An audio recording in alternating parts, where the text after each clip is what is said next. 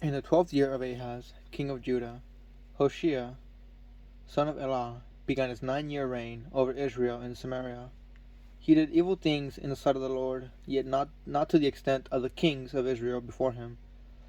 Shalmaneser, king of Assyria, advanced against him, and Hoshea became his vassal and paid him tribute. But the king of Assyria found Hoshea guilty of conspiracy, for sending envoys to the king of Egypt at Sais, and for failure to pay the annual tribute to his Assyrian overlord. For this, the king of Assyria arrested and imprisoned Hoshea.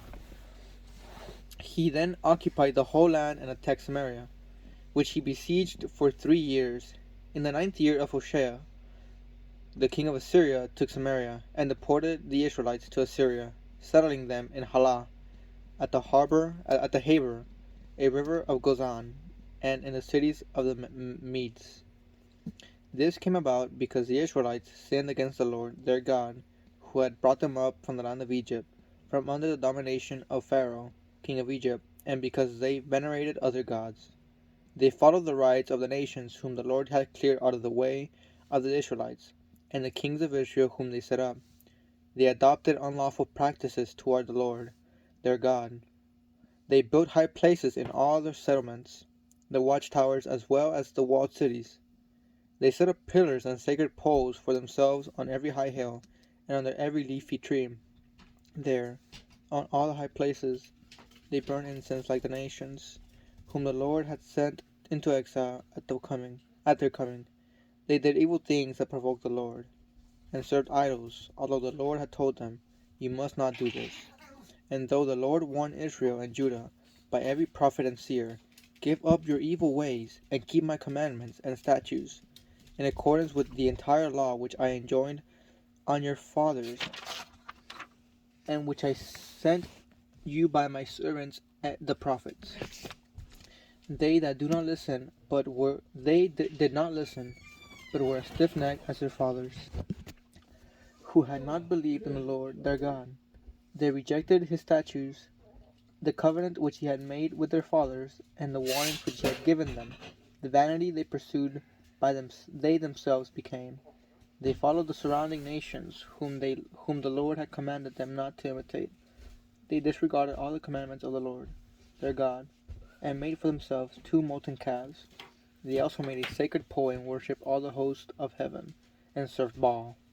They immolated their sons and daughters by fire, practiced fortune-telling, the divination, and sold themselves into evil-doing in the Lord's sight, provoking him, till in his great anger against Israel, the Lord put them away out of his sight. Only the tribe of Judah was left. Even the people of Judah, however, did not keep the commandments of the Lord their God, but followed the rites practiced by Israel. So the Lord rejected the whole race of Israel. He afflicted them and delivered them over the plunderers, finally casting them out from before him. When he tore Israel away from the house of David, they made Jeroboam, son of Nebat, king. He drove the Israelites away from the Lord, causing them to commit a great sin. The Israelites imitated Jeroboam in all the sins he committed, nor would they desist from them. Finally, the Lord put Israel away out of his sight, as he had foretold through all his servants, the prophets, and Israel went into exile from their native soil to Assyria, an exile lasting to the present. The king of Assyria brought people from Babylon, Cutha, Ava, Hamath, and Sepharvaim,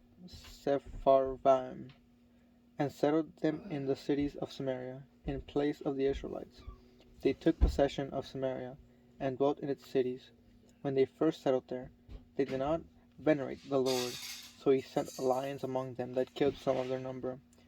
A report reached the king of Assyria: "The nations whom you deported and settled in the cities of Samaria do not know how to worship the God of the land, and he has sent lions among them that are killing them.